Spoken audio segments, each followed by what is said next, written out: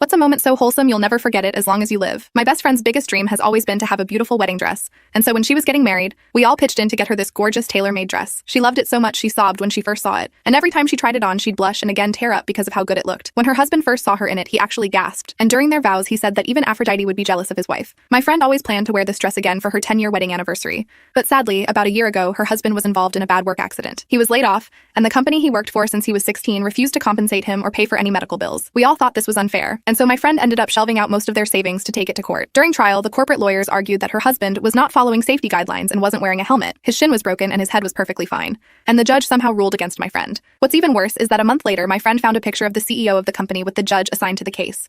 She used this to submit an appeal to force a retrial, but the photo was dismissed, irrelevant to the ruling. She was devastated and found herself swamped with all kinds of bills. And because of this, she came to me crying. She said she needed to sell her wedding dress to pay the bills without going into debt, and she begged me to let her keep the money. She promised to pay back the amount I chipped in as soon as they had the money. My heart broke for her, because even saying the words "sell it" made her choke up and cry harder. I told her it was okay and gave her a huge hug. I desperately wanted to somehow help her, so that night I came up with a plan. I signed up for the website she listed her wedding dress on and bought the dress anonymously. It came in a huge box packaged in a wedding dress garment bag, and had a handwritten note from her where she told the anonymous buyer that she hoped it made them feel as beautiful as it did her. I smiled ear to ear when I got it, and instantly jumped to my calendar to find the perfect day to give it back to her. The day I chose was her birthday, which was just a month and a half away from her 10-year anniversary. I came over to her house with my big box way earlier than anyone else, and when she answered the door, she was surprised to see me. She asked why I was here so early, and I told her I had something I wanted to give to her in private. She oohed excitedly and welcomed me in. "What's in the box?" her husband asked me. I told him he'll find out soon, and without saying anything else, I grabbed my friend's hand and ran upstairs with her. We went into her room, and the whole time I had this devilish grin. I could tell she was a mix of nervous and excited,